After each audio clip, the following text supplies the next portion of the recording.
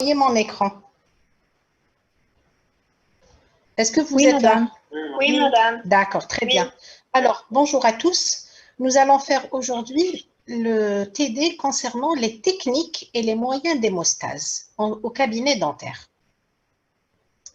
Alors, en introduction, on dira que dans notre pratique quotidienne en tant que médecin dentiste, nous sommes souvent confrontés à des désordres ainsi qu'à des troubles de la crase sanguine ou de la coagulation. C'est la même chose. Quand je vous dis crase sanguine ou la coagulation, c'est la même chose. Qui peuvent entraîner des hémorragies. Ceci nous oblige donc à c'est-à-dire que vous devez connaître votre hémostase. Ensuite, vous devez savoir quelles sont les causes qui peuvent être à l'origine de l'hémorragie, mais surtout, et ce qui est aussi l'objet du TD d'aujourd'hui, c'est de savoir comment arrêter cette hémorragie. Alors, lorsqu'il s'agit de la gestion de l'hémostase, de nombreuses solutions et une large gamme de produits d'ordre local ou général sont mis à la disposition du médecin dentiste. Alors, je vais axer beaucoup plus sur l'hémostase locale, d'accord? L'hémostase générale, en général, elle se fait surtout par le médecin traitant, comme la vitamine K ou les tamsilates, d'accord? Je vais vous donner les moyens d'hémostase que vous pouvez, vous, à votre niveau, pratiquer dans votre cabinet dentaire. Alors, on va tout d'abord définir l'hémostase que vous connaissez tous. Donc, l'hémostase répond à un ensemble de procédés physiologiques qui sont mis en œuvre pour arrêter un saignement après une lésion d'un vaisseau, quel que soit le diamètre de ce vaisseau, même s'il s'agit d'un saignement capillaire, d'accord? C'est-à-dire que quand je dis hémorragie, ça ne veut pas dire forcément saignement très abondant. L'hémorragie, c'est un saignement, point, d'accord? Et donc, l'hémostase répond à ces procédés physiologiques qui vont tenter d'arrêter ce saignement. Toute brèche vasculaire est alors immédiatement réparée grâce à la formation d'un caillot fibrinoplaquettaire qui doit être détruit dès que la blessure vasculaire est réparée. Donc, un très bref rappel que vous connaissez déjà, nous en avons d'ailleurs même parlé lors du TD des explorations biologiques, l'hémostase se produit en 3 étapes. L'hémostase primaire, l'hémostase secondaire appelée également la coagulation et la fibrinolyse. L'hémostase primaire qui fait intervenir les plaquettes, le facteur de vibrante ainsi que les parois vasculaires va aboutir à la formation d'un clou plaquettaire ou d'un thrombus blanc. Vient ensuite, en deuxième étape, la coagulation, qui est donc la consolidation du thrombus blanc par l'intervention d'une cascade de réactions qui fait intervenir différents facteurs de la coagulation. Cela va aboutir à la formation du thrombus rouge. Et enfin, la fibrinolyse, c'est la dissolution ou la destruction de ce caillot de fibrine, permettant ainsi une réperméation du vaisseau réparé. Très bien, je suis dans mon cabinet et mon patient saigne. Qu'est-ce que je dois faire? Alors là, le saignement, l'hémorragie, elle peut être de différentes causes. Le TD d'aujourd'hui, son objectif, ce n'est pas de savoir quelle est la cause de l'hémorragie, d'accord? Parce qu'elles sont variées. Elles sont le plus souvent d'ordre local, rarement d'ordre général. L'objet du TD, c'est de savoir comment arrêter le saignement. Alors, les moyens locaux d'hémostase comprennent d'abord la compression extrinsèque. La compression extrinsèque, c'est la base de l'hémostase. Elle peut paraître très facile, très banale, mais il ne faut jamais la sous-estimer. La compression constitue le premier geste qui permet d'amorcer le processus d'hémostase en faisant rapprocher les berges de la plaie. On fait une compression bidigitale, c'est-à-dire avec 2 doigts, extrinsèque. Extrinsèque, ça veut dire à l'extérieur de l'alvéole. Est-ce que vous êtes là? Oui, madame. Oui. D'accord. Écoutez, moi, je ne peux pas savoir si vous êtes là ou pas. Donc, parfois, à un moment, on est coupé et vous n'entendez, et je ne le sais pas. Donc, je compte sur vous, s'il y a parmi vous les 4 étudiantes qui ont mes coordonnées. Dès que ça se coupe, moi, j'ai mon téléphone à côté de moi. Vous me faites un message pour que je le sache. D'accord? Alors, bon, je disais, quand on dit euh, compression extrinsèque ou compression intrinsèque. Une compression extrinsèque, ça veut dire que vous allez agir de l'extérieur de l'alvéole, parce qu'il y a des moyens intrinsèques, c'est-à-dire qu'on met ces moyens à l'intérieur même de l'alvéole. Donc la compression bidigitale est considérée comme une compression extrinsèque. Pourquoi? Parce que vous allez, avec le pouce et l'index, vous allez exercer une pression pendant 5 minutes sur les berges de l'alvéole pour arrêter le saignement. Ce geste peut à lui seul être suffisant, comme il peut être insuffisant et doit faire appel à d'autres moyens d'hémostase selon l'état général du patient. Mais c'est le premier geste à faire. Votre patient saigne tout de suite. Vous, avec les doigts, vous prenez une compresse, vous exercez une bonne compression pendant 5 minutes. Ensuite, nous avons les gouttières. Les gouttières constituent aussi un moyen extrinsèque, d'accord? J'ai parlé de compression extrinsèque, c'est la compression bidigitale. Mais là, je vais parler des gouttières. Les gouttières aussi, on va les appeler moyens extrinsèques. Pourquoi extrinsèques? Parce que la gouttière va être déposée à l'extérieur de l'alvéole. Le rôle de ces gouttières est de protéger le caillot d'un éventuel traumatisme lors de l'alimentation ou par des mouvements de la langue, mais aussi de l'action fibrinolytique de la salive. Là, la gouttière, elle n'est pas systématique, d'accord? Ça ne veut pas dire qu'à chaque fois que vous allez faire une extraction, vous allez faire une gouttière. Vous allez faire une gouttière quand, par exemple, votre patient a une hémorragie post-extractionnelle, d'accord? Par exemple, vous avez affaire à un patient hémophile. Un hémophile, vous savez au départ qu'il va certainement saigner. Donc, certes, le substituer par le facteur manquant, mais la mise en place d'une gouttière a un rôle très important dans l'hémostase. Cette gouttière va apporter une compression à l'alvéole, ce qui permet de renforcer l'hémostase. Nous avons deux types de gouttières. Nous avons la gouttière réalisée au laboratoire. C'est la technique la plus ancienne. Alors moi, ça fait une vingtaine d'années, on va dire, lorsque j'étais résidente, on utilisait ces gouttières-là. On prend l'empreinte, on va au laboratoire, on la confectionne, on revient, mais c'est beaucoup de temps perdu, c'est des étapes que vous allez faire qui peuvent parfois être évitées si vous pouvez faire une gouttière extemporanée. Vous savez ce que ça veut dire extemporanée? Ça veut dire immédiat. Vous n'avez besoin ni d'empreinte, ni d'aller au laboratoire, ni de confectionner une gouttière ou quoi que ce soit. Vous allez immédiatement la réaliser. Je vais vous expliquer ça. Je vais commencer par vous montrer la gouttière réalisée au laboratoire. Regardez. Ça, c'est une gouttière en résine acrylique. Là, par exemple, il s'agit d'un patient hémophile chez qui il y a eu des extractions, mais pour protéger le site opératoire, on a mis en place cette gouttière en résine. Alors, cette gouttière en résine cuite ou gouttière thermoformée est réalisée soit avant l'acte chirurgical, c'est-à-dire que, par exemple, il s'agit d'un patient hémophile, je prends l'empreinte au préalable, à partir donc d'un modèle issu de cette empreinte primaire. Qu'est-ce qu'on va faire sur le modèle en plâtre? On va enlever les dents à extraire et on prépare cette gouttière au préalable. Ensuite, le jour même, vous allez la faire porter à votre patient. Elle doit être parfaitement adaptée. Elle doit être stable et ne doit pas perturber l'occlusion. En fait, ces gouttières en résine, nous les avons longtemps utilisées au cours de notre exercice, mais elles ne sont pas du tout pratiques. D'ailleurs, elles sont pratiquement abandonnées. Pourquoi? Par exemple, moi-même personnellement, il m'est arrivé de faire des extractions chez des patients hémophiles. Après, qu'est-ce qui s'est passé? On a préparé la gouttière en résine à l'avance. Le patient ne saigne pas, c'est met en place la gouttière. Le lendemain, on recontrôle le malade et là, il y a une hémorragie, il y a un caillot de mauvaise qualité.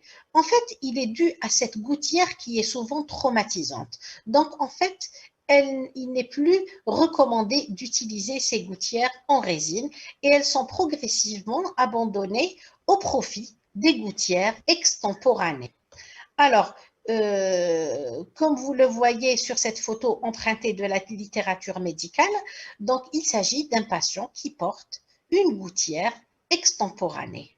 Elles sont réalisées en élastomère de silicone que vous connaissez peut-être sous le nom d'Optosil. C'est un silicone, en fait, c'est un grand pot. À l'intérieur, il y a une pâte que vous allez utiliser comme de la pâte à modeler. Vous allez introduire les doigts à l'intérieur, bien sûr avec un gant ou bien avec un abaisse-langue.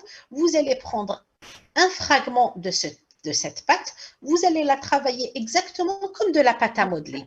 Vous allez la travailler entre les doigts et ensuite, vous allez la plaquer comme sur cette photo. Désolée, j'ai oublié de mettre la référence bibliographique sur cette photo donc, que j'ai empruntée de la littérature. C'est donc un matériau qui est très bien toléré. Regardez, là, on voit bien que la surface, elle est dure parce que c'est de la résine et les bords peuvent être très traumatisants. Alors que là, on voit que les bords sont doux et ils respectent la muqueuse. Elle est facile et rapide à réaliser. Elle se réalise immédiatement. On prend donc un bourrelet de silicone qui est préparé et mis en bouche et modelé en demandant au patient de serrer les dents jusqu'à la prise du matériau. C'est la technique de choix que tout chirurgien dentiste doit savoir utiliser dans le cadre de l'urgence. De toute façon, tous les chirurgiens dentistes ont ce matériau dans leur cabinet dentaire. Pourquoi? Parce qu'en fait, c'est un matériau qui est utilisé en prothèse. C'est un matériau à empreinte, donc que vous allez utiliser pour assurer l'hémostase et c'est très, très, très pratique. Madame, ensuite, nous avons... Oui, excusez-moi, pour les CBS, pour les oui, communications oui, mucosinogènes, parfaitement. pourquoi est-ce qu'on utilise les plaques réalisées en labo plutôt que celles-ci, C'est que une les excellente gouttières extemporanées? question. Alors, la matière en résine, on peut la garder plusieurs semaines parce que c'est de la résine. Il faut bien l'ajuster. Nous, quand c'est une hémorragie, le patient, il ne va pas la garder longtemps, il va la garder quelques jours. 3 jours, 4 jours. Alors que quand c'est une CBS, le patient risque de la porter plusieurs semaines. Cette gouttière, en effet, elle peut être portée plusieurs semaines parce qu'elle est en résine. Celle-ci, c'est du silicone. Tu as vu de la pâte à modeler, tu as déjà manipulé la pâte à modeler? Oui, Oui ou non? oui, Oui, oui, très bien. bien sûr. Quand tu laisses de la pâte à modeler à l'air libre, qu'est-ce qui va se produire? Elle se Elle va dessèche. sécher. Voilà. La gouttière en silicone, elle ne peut pas être gardée en bouche, elle doit être renouvelée. D'accord. D'accord? Elle doit être renouvelée toutes les 48 heures à peu près parce qu'on ne peut pas la garder très longtemps. Donc, pour une utilisation ponctuelle, comme une hémorragie, ça peut servir. Mais pour une utilisation prolongée, comme ce qui est le cas d'une CBS, non. On a besoin d'une gouttière qui dure plus longtemps dans le temps. D'accord? C'est compris? Yes. Est-ce que vous avez ça? Ok, on continue. Nous avons ensuite, parmi les moyens d'hémostase, les sutures. C'est le réflexe de tout médecin dentiste. Mon patient saigne, je fais des sutures. D'accord? Les sutures, elles permettent de rapprocher les berges, d'immobiliser la région qui saigne, ainsi que de fermer les vaisseaux sectionnés. Les sutures permettent le maintien du caillot sanguin, ainsi que les pansements hémostatiques. Le pansement hémostatique, ce sont des moyens intrinsèques que je vais vous montrer tout à l'heure. Alors, ces sutures sont réalisées avec des fils résorbables ou non, synthétiques ou naturels. Quel que soit le fil que vous allez utiliser, ce n'est pas d'une grande importance qu'il soit résorbable ou pas, d'accord? De toute façon, nous, en général, on procède à l'ablation des fils. Même s'il est résorbable, il met du temps à se résorber, donc il est préférable de retirer les fils de suture. Même si je ne vous cache pas, à l'arcade maxillaire, notamment dans les secteurs molaires, il n'est pas toujours évident d'avoir des sutures parfaitement hermétiques parce que les tables osseuses sont larges et les alvéoles donc sont larges. Il n'est pas toujours. D'ailleurs, je vous l'ai dit lorsqu'on a fait le TD sur les CBS que souvent les sutures à elles seules ne permettaient pas parce que le secteur molaire maxillaire, vous avez des alvéoles qui sont très larges et donc pas toujours évident de suturer hermétiquement. Ensuite, on a ce qu'on appelle les pansements alvéolaires.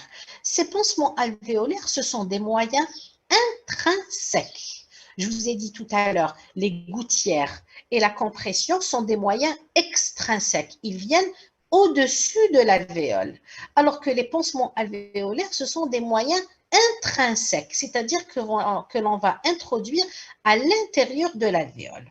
D'abord, nous avons les pansements résorbables. Ce sont des produits biocompatibles qui se dégradent dans l'alvéole, permettant un contrôle rapide de l'hémostase en favorisant la formation d'un caillot sanguin. Nous avons d'abord les éponges de gélatine. Regardez, est-ce que vous voyez bien sur la photo? Ce sont Oui, des madame. petits cubes, voilà, ce sont des petits cubes d'éponge fabriqués à base de collagène microfibrillaire d'origine bovine, qui se présentent sous forme, alors, soit de poudre, soit de compresse ou d'éponge. Mais le plus souvent, vous allez trouver comme ça sous forme d'éponge. Elles sont commercialisées sous différentes marques. Alors, vous allez faire, comme vous avez dit, avec des instruments.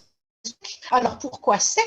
Par exemple, cette éponge, si vous la touchez avec un instrument humide, va tout de suite se rétracter, d'accord? Parce qu'en fait, elle se rétracte avec l'humidité. Donc, on la manipule avec un instrument sec. Comme ça, quand on la met à l'intérieur de l'alvéole, elle va se rétracter à l'intérieur de l'alvéole. Donc, sinon, sa mise en place serait en plus difficile.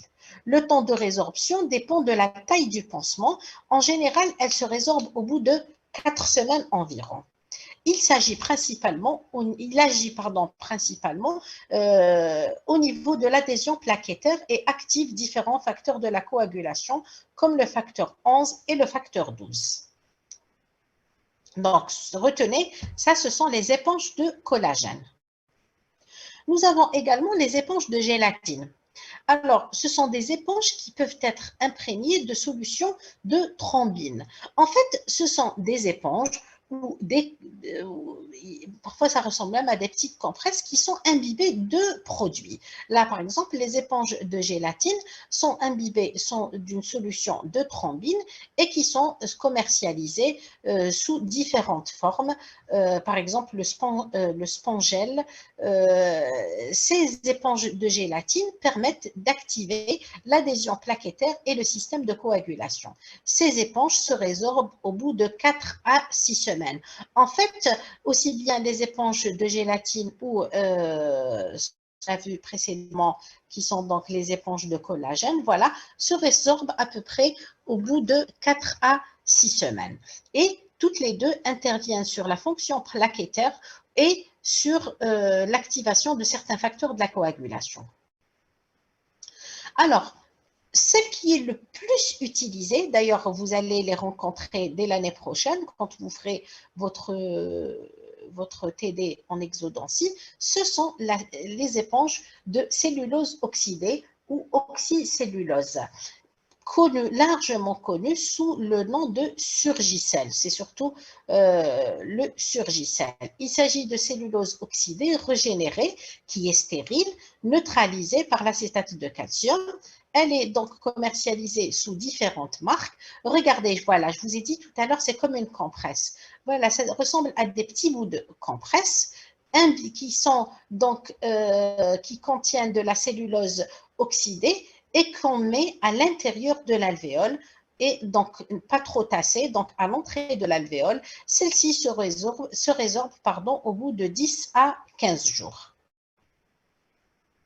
Alors, en général, quand on met ces matériaux résorbables à l'intérieur de l'alvéole, on suture, d'accord, pour favoriser une bonne stase sanguine et pour aussi empêcher la sortie de ces matériaux de l'alvéole. Parce que si vous le tassez et vous le laissez, il risque d'être expulsé ou mis à l'extérieur de l'alvéole. Donc, l'idéal, c'est de mettre 1 ou 2 points de suture pour l'emprisonner à l'intérieur. De toute façon, ce n'est pas grave, qui est résorbable. On n'est pas censé le retirer. Ensuite, nous avons les adhésifs qui sont moins utilisés. En fait, parmi les moyens intrinsèques, ce sont ceux-là qui sont les plus utilisés. Ce sont donc les éponges de collagène, les éponges de gélatine et la cellulose oxydée. Plus rarement, nous avons affaire à des adhésifs. Des adhésifs, c'est comme de la colle, d'accord? En fait, oui, c'est de la colle. Nous en avons deux sortes. Nous avons les colles synthétiques et les colles faites à base de sérum humain. Alors, les colles synthétiques, nous avons la colle GRF. Gélatine, résorcine, formol. G pour gélatine, R pour résorcine, F pour formol. Donc, c'est la colle GRF qui est un mélange de 3 produits qui sont stockés dans des seringues en plastique hermétiques.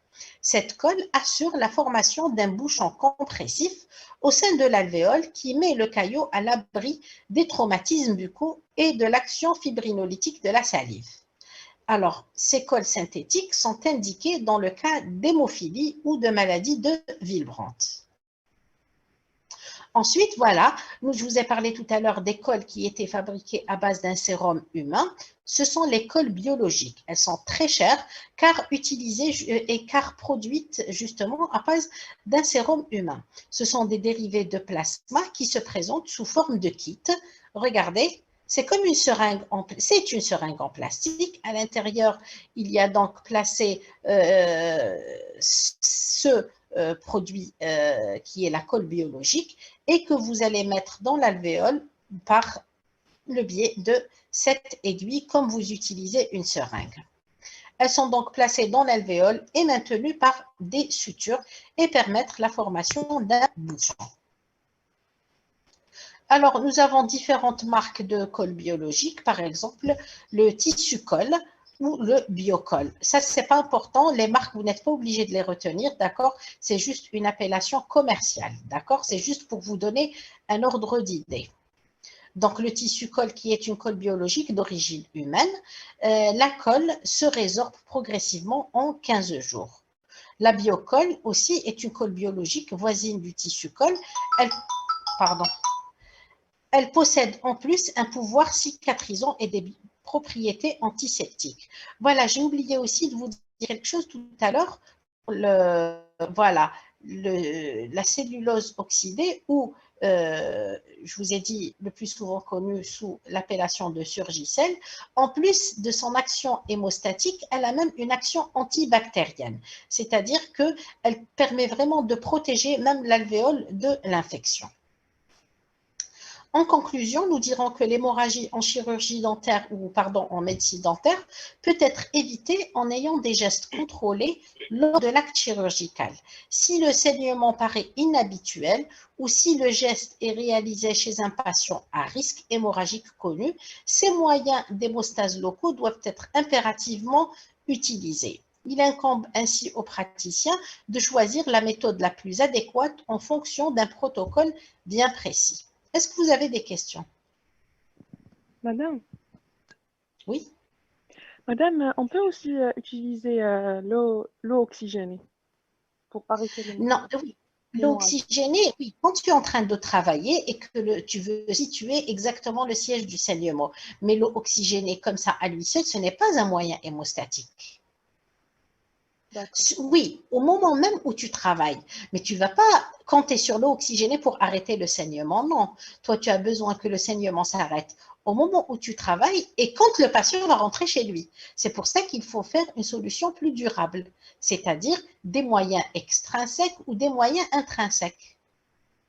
D'accord, merci madame. Mais en effet, parfois nous, quand on travaille et que le patient saigne, on met de l'eau oxygénée pour gérer un peu le saignement et surtout voir d'où provient ce saignement. Voilà, ce n'est pas une solution durable. D'accord. Voilà. Mais moi, pour les gouttières, je vous conseille vraiment les gouttières extemporanées. Elles sont très, très pratiques.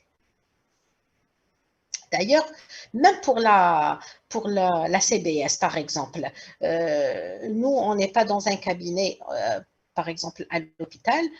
Je suis dans un service de pathologie. Je n'ai pas où faire ma plaque pour la CBS. Je peux mettre temporairement une gouttière extemporanée parce que nous, on dépend du prothésiste, d'accord? Si, par exemple, je ne trouve pas de prothésiste, c'est très facile pour moi de faire une gouttière extemporanée avec de l'Optosil, qui est donc un silicone, et ensuite, quand un ou 2 jours après, je peux toujours réaliser ma gouttière en résine. Je vous ai dit, la gouttière en résine, il faut l'éviter chez les patients qui ont un risque hémorragique parce qu'elles peuvent favoriser le saignement à cause du traumatisme. Est-ce que vous avez d'autres questions?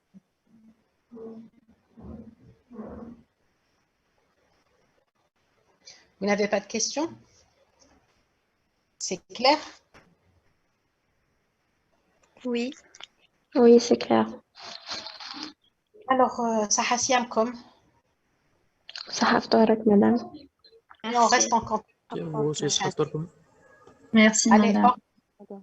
Au revoir.